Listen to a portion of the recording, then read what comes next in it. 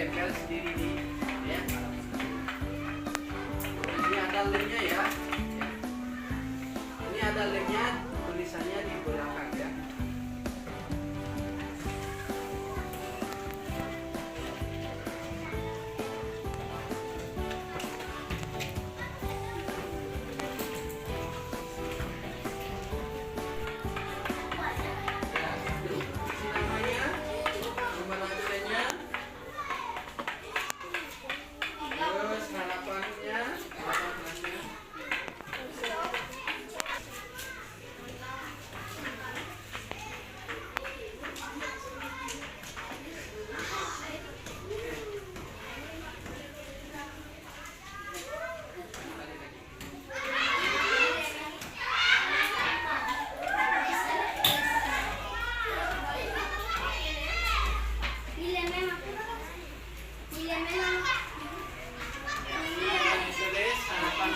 Yang kalian inginkan. Ya.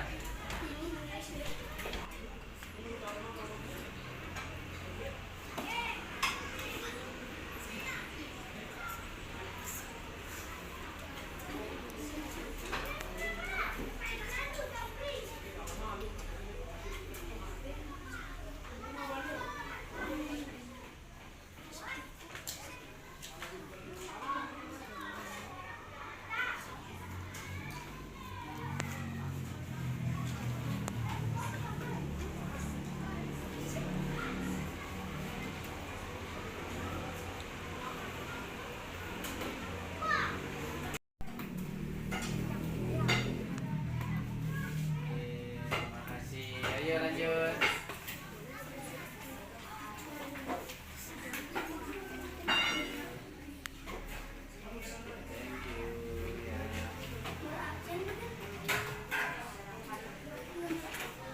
Bebas nempelnya ya, bebas di mana keinginan kalian nempelnya di mana boleh.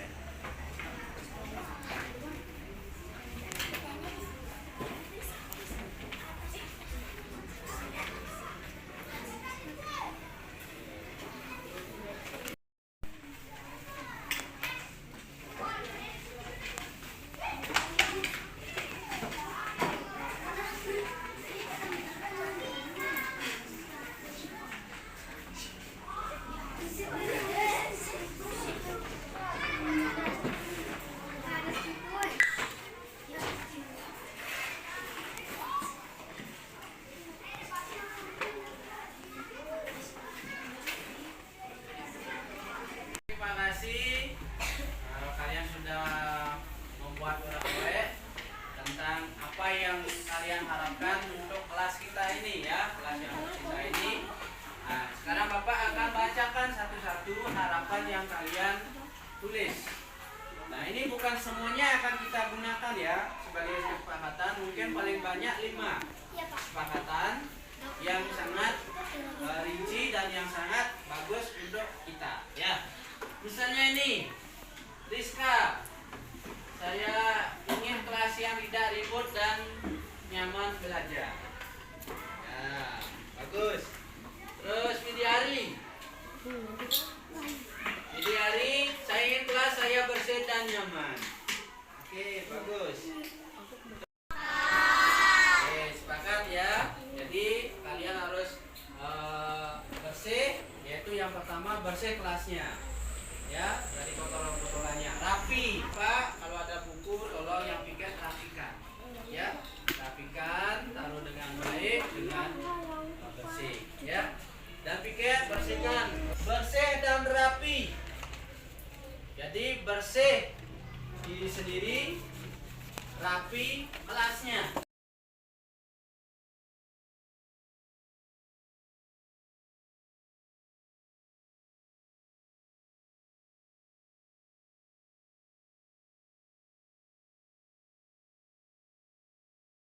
Kesepakatan yang kita sudah buat, kesepakatan yang kita sudah tulis, kalian sendiri tulis. Bapak harapkan kalian melaksanakan dengan sungguh-sungguh, karena ini adalah harapan kalian sendiri, bukan harapan Pak, tapi kalian sendiri. Jadi kalian yang harus menjalani, kalian harus mentaati kesepakatan kita, ya. Oke.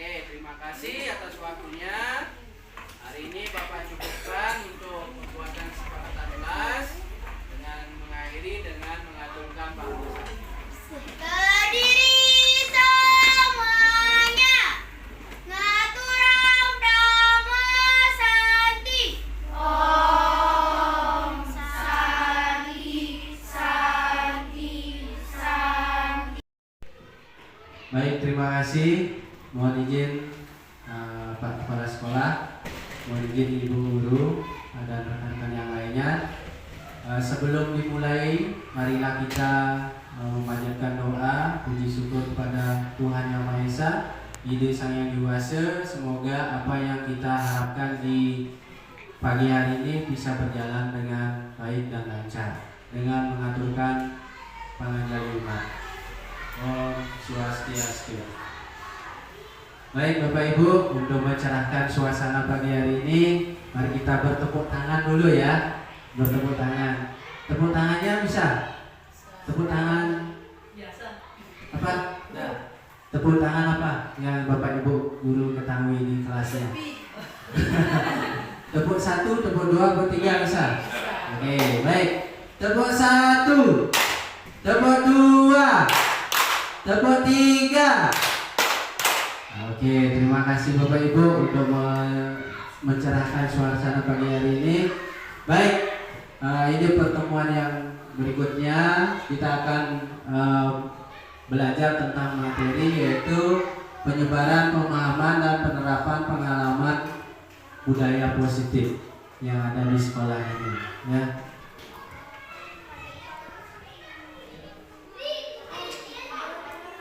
Baik, tentunya Bapak Ibu sudah memahami bahwa sebagai seorang guru kita ibaratkan sebagai seorang petani.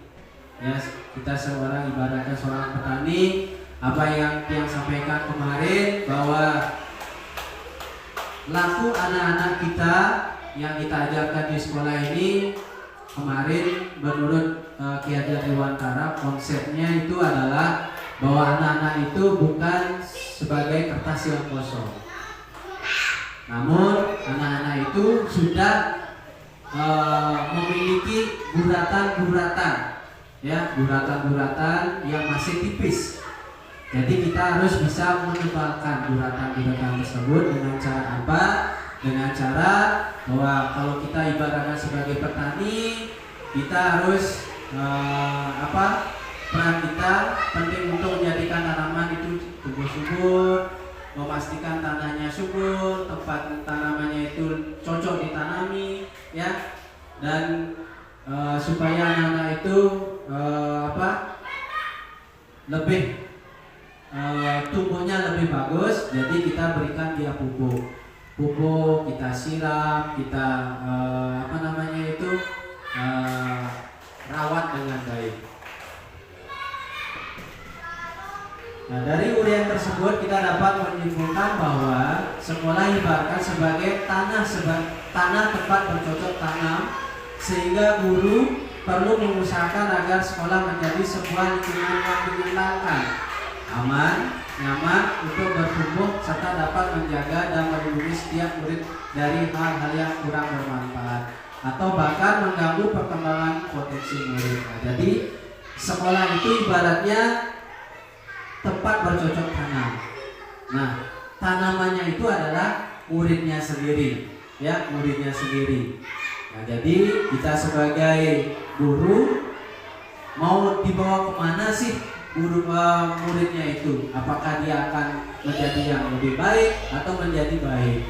Nah, kalau kita sebagai guru tentunya kita harus bisa mempotensikan murid itu menjadi yang baik, sehingga dia ibaratnya sebagai tanaman, kita siram, kita kasih pupuk, kita pelihara dengan baik sehingga murid itu menjadi nyaman, tentram, dan tumbuhnya menjadi baik, ya.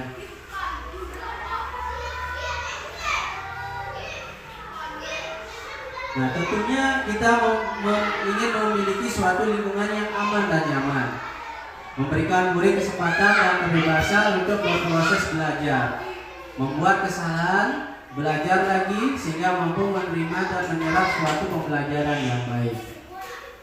Nah, itu harapan kita sebagai guru. Nah, di sini saya ingin bertanya kepada Bapak Ibu guru. Yang pertama, apa pentingnya menciptakan suasana positif di lingkungan kita? Yang kedua, sebagai seorang pendidik atau pemimpin sekolah, bagaimana Anda dapat menciptakan suasana positif di lingkungan selama ini. Yang ketiga, apakah hubungan antara menciptakan suasana yang positif dan proses pembelajaran yang berpihak pada murid? Bagaimana penerapan disiplin saat ini di sekolah Anda? Apakah sudah diterapkan dengan efektif? Apa belum? Nah, mungkin saya ingin bertanya kepada rekan-rekan ya. Apa pentingnya menciptakan suasana positif di lingkungan kelas kita dulu, di kelas kan dulu? Mungkin ada yang bisa menjawab. Apa pentingnya menciptakan suasana positif? Mungkin Bu Ade. Agar pembelajaran berjalan dengan tertib, jadi siswa lebih disiplin. Oke, terima kasih. Benar sekali. Apa pentingnya kita menciptakan suasana positif? Jadi jawabannya yaitu supaya tertib, supaya disiplin ya, suasana menjadi aman, tentram, damai, sehingga murid-murid itu akan senang belajar di sekolah kalau sudah ada suasana tercipta seperti itu. Nah, sehingga apa yang sudah dijawab oleh Bu Kade benar ya, suasana yang kita tumbuhkan itu kita akan munculkan, yaitu sehingga suasana belajar yang inspiratif, menyenangkan, menantang, memotivasi peserta didik untuk berpartisipasi aktif, memberikan ruang yang cukup bagi prakarsa, kreativitas, kemandirian sesuai dengan bakat dan minatnya, dan berkembang fisik secara fisiologis peserta didik dengan baik ya. Nah itu sehingga kita menumbuhkan minat bakat anak-anak di sekolah ini, sehingga dia memiliki kreativitas yang berbakat, kreativitas yang seperti kemarin kita sudah mengirim peserta mengikuti tes, dapat juara, sehingga menumbuhkan prestasi kepada anak-anaknya. Nah itu salah satu untuk meningkatkan kreativitas peserta murid ya, salah satunya. Nah sekarang kita akan belajar tentang perubahan paradigma, yaitu teori kontrol ya, teori kontrol, disiplin positif, dan nilai-nilai kebajikan universal ya. Nah, apa itu perubahan paradigma dan teori kontrol itu apa?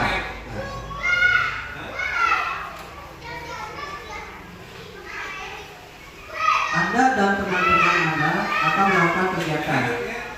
Cobalah, mari Bapak Ibu kita sedikit membayangkan. Coba Bapak Ibu gempalkan tangannya. Coba gempalkan tangannya sekuat-kuatnya sambil memejamkan matanya. Ya, jangan tidur ya Bu. Coba gempalkan tangannya, coba gempalkan. Nah, satu tangan. Coba Anda bayangkan bahwa Anda menyimpan sesuatu yang sangat berharga di tangan kanan Bapak Ibu. Ya, yang sangat berharga bagi diri Bapak Ibu itu ada di dalam pegangan tangan Bapak Ibu. Ya, nah, Anda perlu menjaga benda tersebut sekuat tenaga Bapak Ibu, karena itu begitu pentingnya untuk kehidupan Bapak Ibu. Nah, ada rekan-rekan Bapak Ibu yang ingin mengambil sesuatu yang berharga di tangan Bapak Ibu. Nah, apakah Bapak Ibu itu memberikan sesuatu itu, mengizinkan sesuatu yang sangat berharga yang Bapak pegang itu? Apakah Bapak berikan teman Bapak itu dengan cara yang sekuat-kuatnya ingin mengambil, ingin mencari, ingin meminta dengan secara dengan secara paksa, dengan cara yang bagaimanapun, dengan caranya sendiri, dia ingin mengambil milik Bapak Ibu yang berada dalam genggaman tangannya. Apakah Bapak Ibu berikan? Bukan? Berikan? Pasti tidak. Ya, karena itu sangat berharga bagi kita, sangat sangat penting bagi kita. Karena sesuatu itu, nah, apa yang disampaikan oleh Bu Komang itu adalah sesuatu kontrol kita, ya, sesuatu kontrol kita bahwa yang berharga itu belum tentu kita berikan begitu saja kepada temannya, karena ini sangat penting. Nah, itulah fungsinya kontrol kita, mengontrol diri sendiri.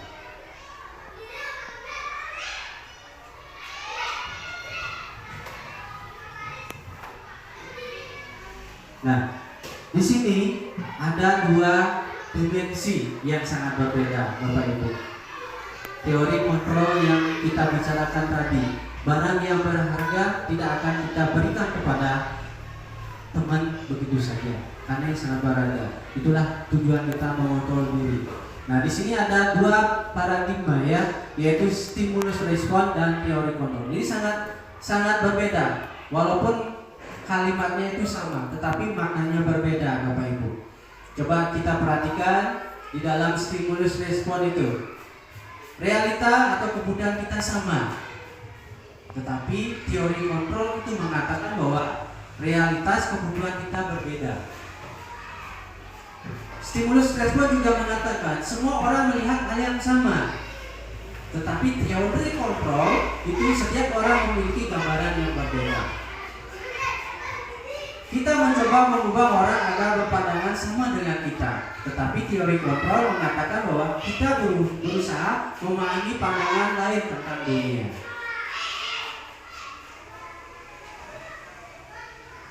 Perilaku buruk dilihat sebagai suatu kesalahan. Nah, itu stimulusnya. Tapi teori kontrolnya mengatakan semua perilaku memiliki tujuan. Saya bisa mengontrol orang lain. Nah, saya bisa mengontrol Bapak Ibu, tetapi teori kontrolnya mengatakan Anda tidak bisa mengontrol orang lain, pasti. Tentu itu. Ya. Nah, jadi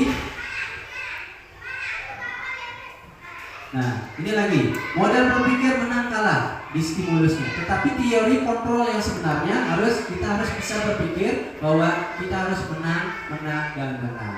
Nah, jadi itu konsep kehidupan teori kontrol. Mana paradigma mana yang Bapak ingin akan pakai, stimulus atau teori kontrol tersebut.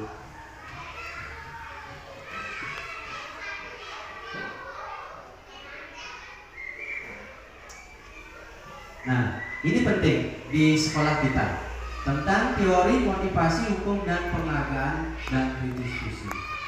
Nah, mungkin Bapak Ibu guru sudah beberapa tahun menjadi guru. Di sini kita akan belajar tentang teori motivasi hukum dan penghargaan restitusi. Bapak Ibu tentunya jadi guru beberapa tahun pernah melaksanakan kegiatan ini, yaitu tentang kepada anak-anak tentang hukuman, sanksi atau konsekuensi atau restitusi. Nah, saya tanya dulu, mana yang paling dominan Bapak Ibu berikan kepada anak-anak? Apakah hukuman, apakah konsekuensi, apakah restitusi? Ya. Nah, sanksi, konsekuensi. Ya, konsekuensi. Hukuman apa? Hukuman. Konsekuensi. Nah. Baik, nanti ada satu pertanyaan. Mungkin Bapak Ibu tahu ya, yang artinya mana hukuman, mana konsekuensi, mana restitusi. Pasti tahu, udah paham ya. Nah, bentar saya tanya dulu ya. Nah, hukuman itu merupakan identitas gagal sebenarnya, Bapak Ibu. Kalau kita memberikan hukuman kepada anak-anak itu, kita gagal sebenarnya. Dia akan berdampaknya panjang. Dia akan bisa trauma kalau kita memberikan hukuman.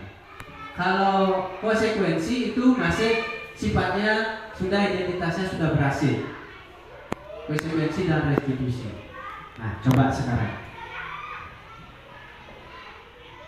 Oke, kita pemahaman restitusi dulu ya. Restitusi adalah sebuah cara penanaman disiplin positif pada murid. Restitusi adalah proses menciptakan kondisi bagi murid untuk memperbaiki kesalahan mereka. Nah, itu restitusi. Kalau hukuman enggak. Kalau hukuman itu sifatnya dia tidak ada dampak untuk memperbaiki. tingkah lakunya. Kalau hukuman itu dampaknya akan ke dampaknya yang lebih negatif, yaitu dia bisa trauma. Kalau restitusi dia akan memperbaiki tingkah lakunya. Nah, coba.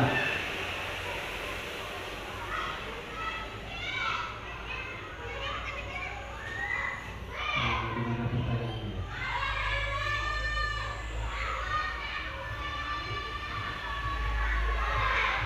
Oke, kita kembali dulu. Nah, baik, saya akan ada pertanyaan sedikit tentang hukuman dan konsekuensi. Saya buatkan pertanyaan ya Bapak Ibu. Apakah itu konsekuensi? Apa itu hukuman? Agus ini terlambat datang ke sekolah. Bapak berikan hukuman apa konsekuensi? Ya, apa itu berupa hukuman? Sifatnya apa berupa konsekuensi? Konsekuensi, ya konsekuensi. Bu Sarmini, Bu Sarmini menjatuhkan air di meja. Saya suruh mengelap. Itu hukuman apa konsekuensi? Konsekuensi. Ya. Jadi perbuatan yang dilakukan oleh murid kita suruh lagi untuk memperbaiki perbuatannya itu, untuk apa? Memperbaiki kesalahannya itu termasuk konsekuensi. Ya.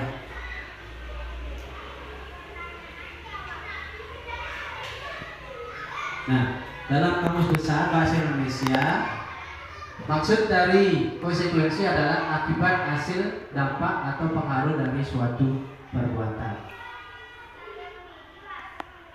Nah, di sini ke poin berikutnya yaitu kita membuat sebuah keyakinan kelas.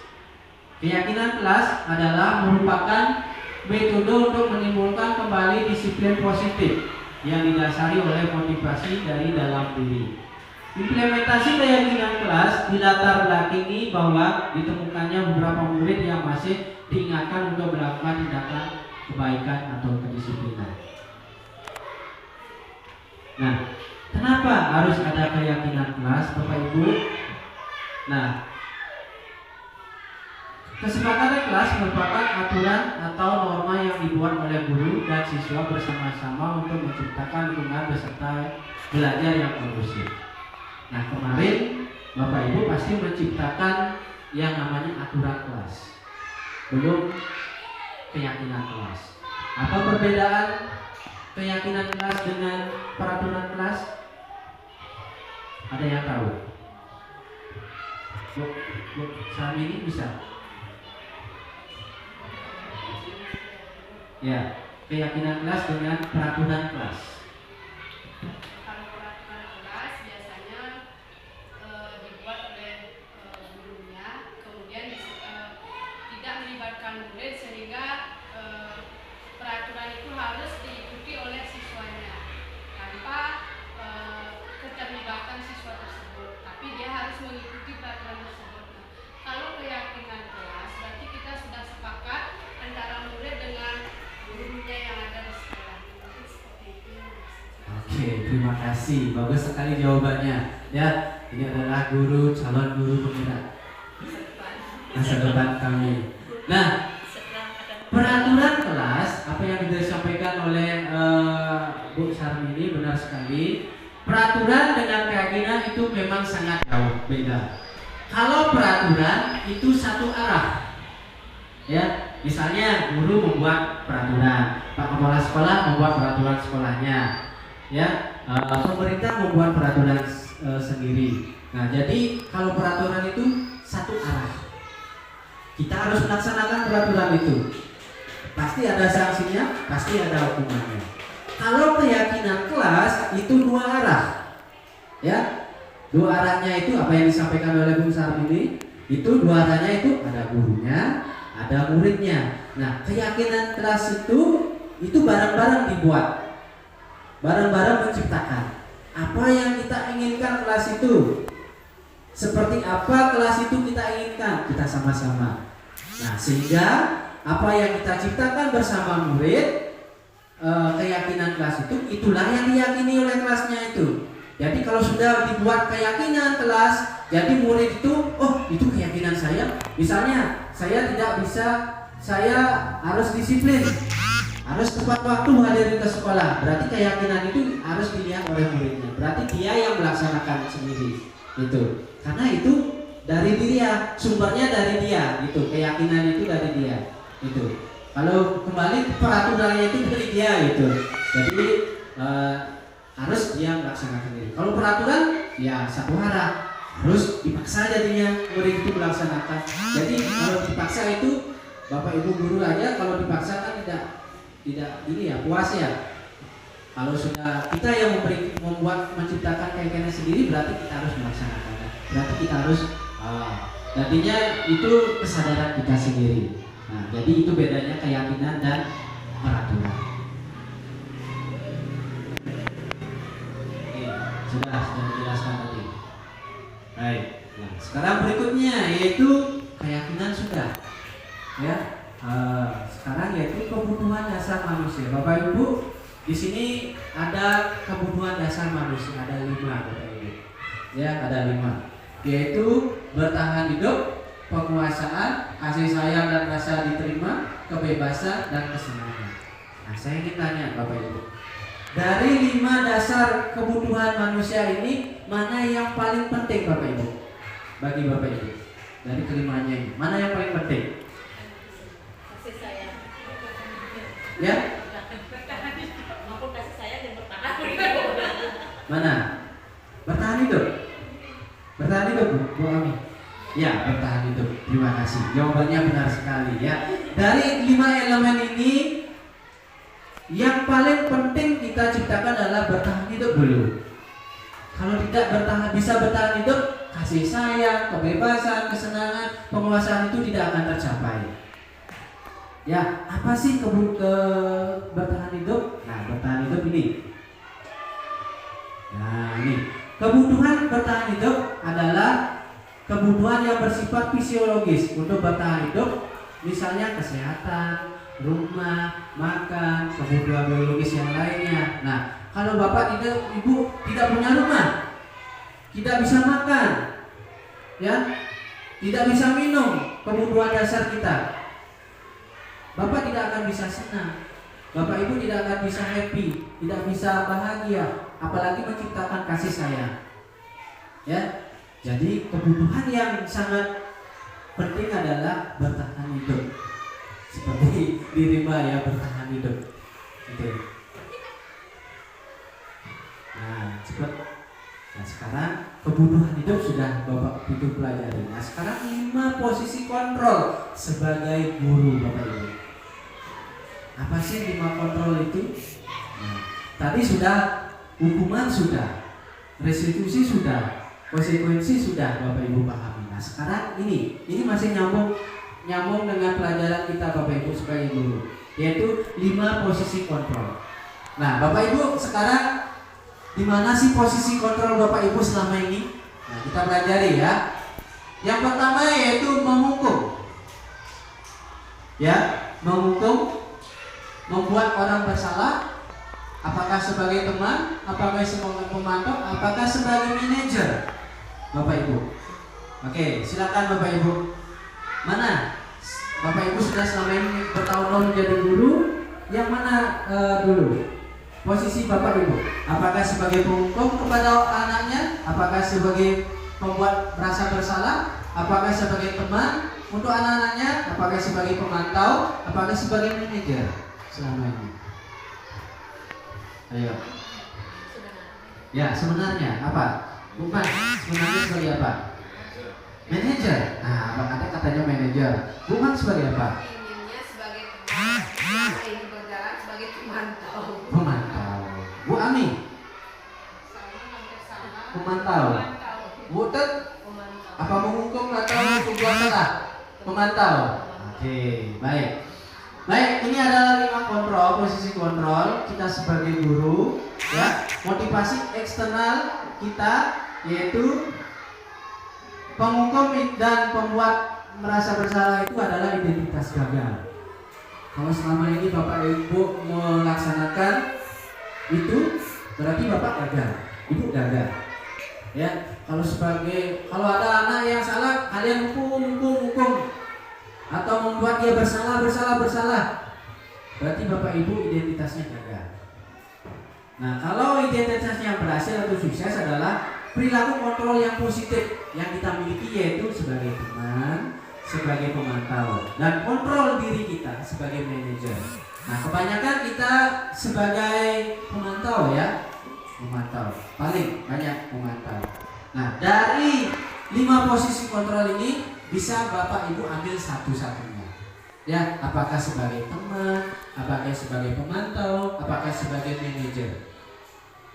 Manajer itu kalau mungkin Bapak Ibu lebih dari satu, misalnya Bapak bisa sebagai manajer dan teman bisa, tidak apa, ya. Nah, jadi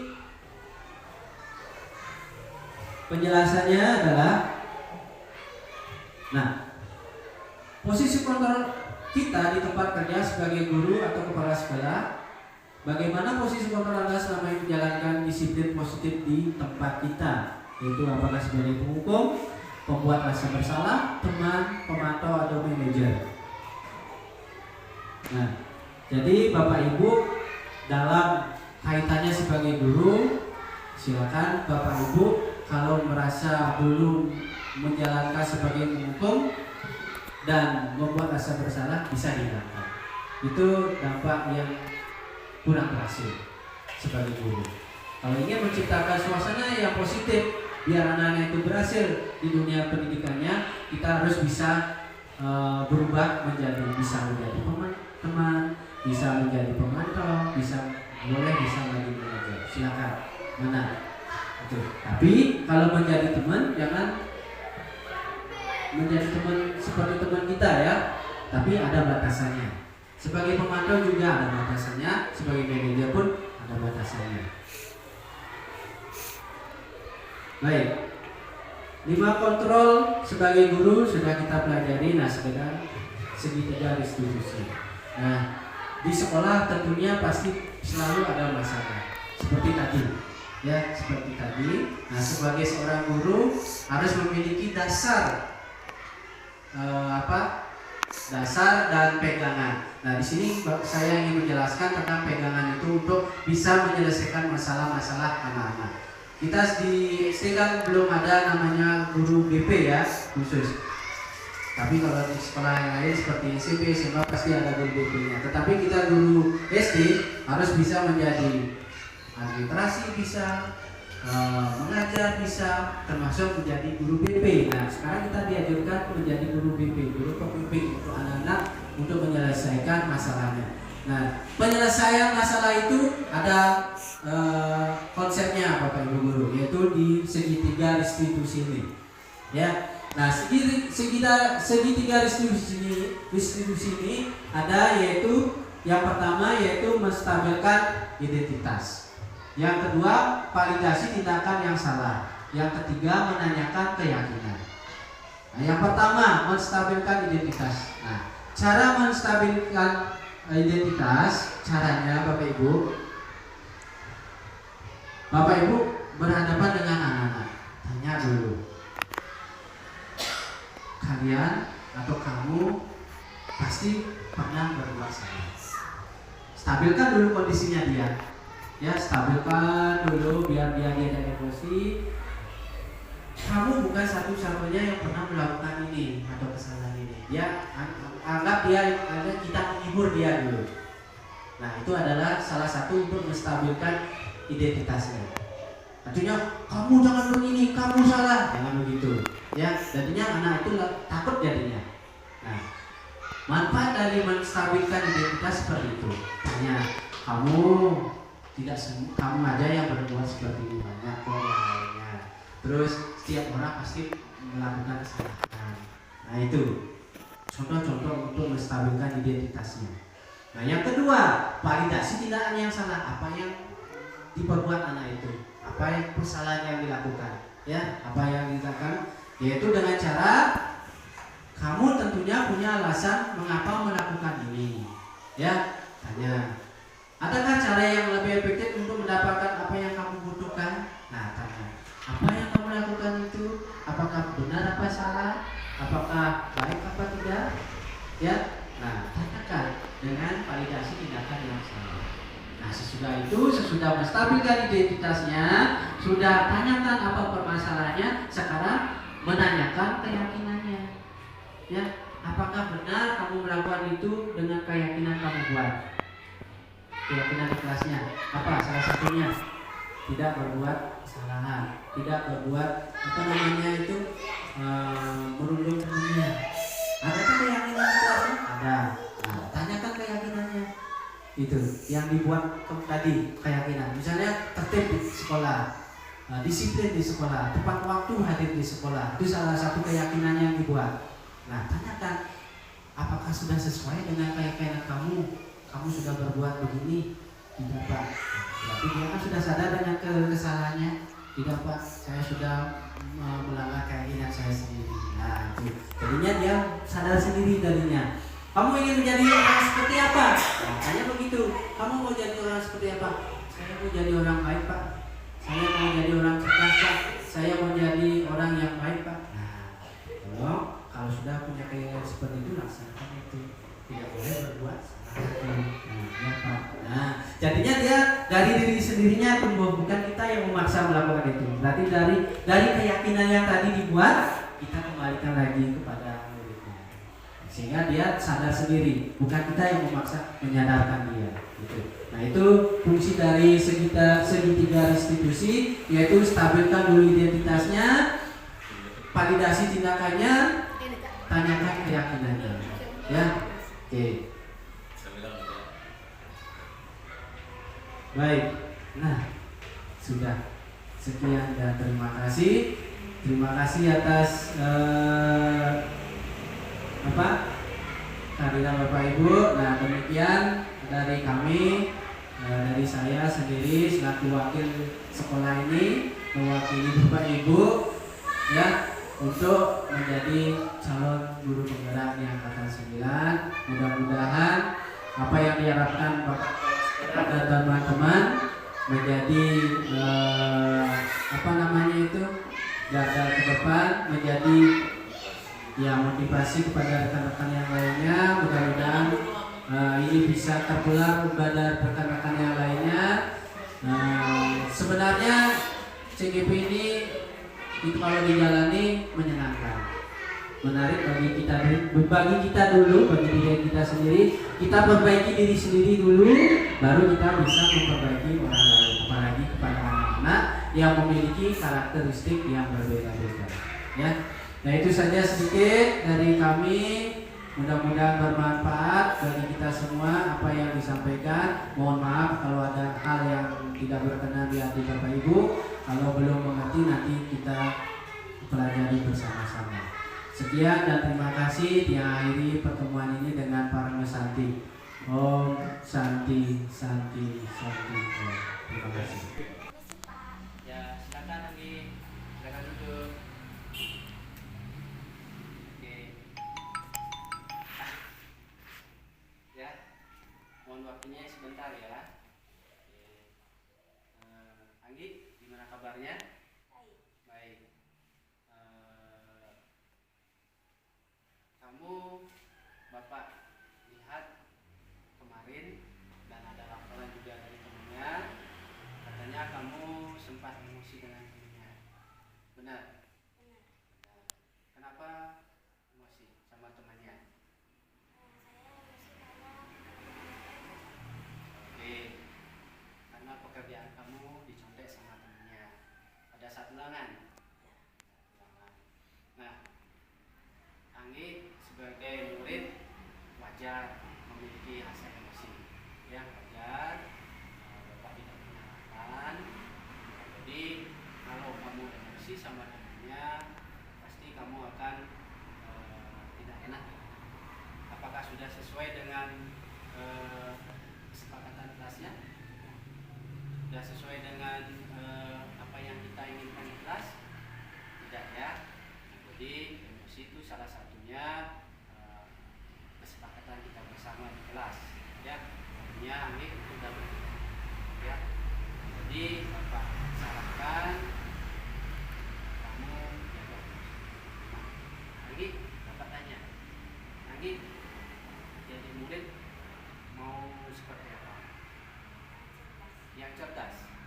berbakat dan berprestasi. Jadi kalau seandainya Anggi mau jadi murid seperti itu, tolong jaga emosinya, jaga marahnya sama teman-temannya, karena teman-teman itu adalah ya Bapak Ibu. Nah, kalau Anggi sudah bersekolah di sini, Anggi nantinya mau jadi murid apa? Mau jadi murid yang pintar, disiplin, dan tentunya berprestasi. Ya, nah, itu harapan Bapak. Mudah-mudahan Bapak doakan kami menjadi anak yang berprestasi, menjadi anak yang cerdas. Ya, itu saja harapan Bapak. Terima kasih atas waktunya ya. Belajar yang pintar. Demikian, nanti boleh ke kelasnya. Ya.